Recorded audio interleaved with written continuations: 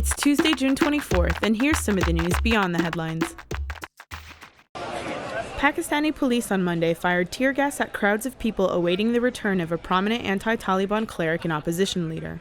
Hundreds of supporters of Tahir ul-Qadri threw rocks and bricks at police at roadblocks and checkpoints leading to Islamabad airport. The violence forced officials to divert Qadri's plane to Lahore. The preacher moved to Canada in 2006 because of death threats over his views. His critics accuse him of aiming to weaken, if not overthrow, the current government, which he says is too close to the Taliban.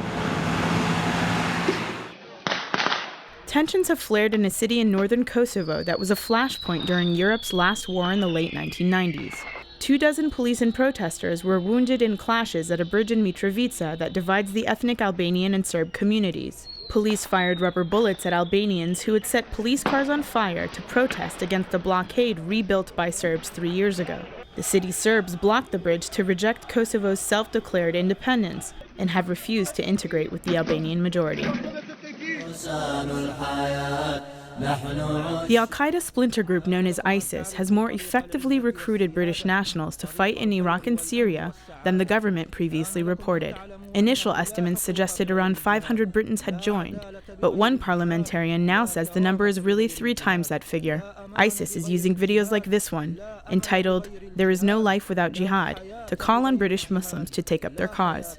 MP Khalid Mahmoud says the recruitment began 2 years ago with diaspora Syrians and Kurds who wanted to return home, but has since then extended to all Muslims. Governments and aid agencies need to act quickly to stop the deadliest outbreak of Ebola since the virus emerged in 1976. Medical workers with Doctors Without Borders are struggling to contain an epidemic they say has spiraled out of control. At least 337 people have died of the disease in Guinea, Liberia, and Sierra Leone since February. And the charity says the stigma of infection has made it even more difficult to contain in a region of Africa that's never been affected by the virus. Check out the VICE News YouTube channel for more original reporting and documentaries from around the world. The political landscape in Iraq has changed. The balance of power has changed. And now we are a neighbor to another emerging state in Iraq, the Islamic State in Iraq and the Levant. Today, Iraq is not our neighbor. ISIS is our neighbor.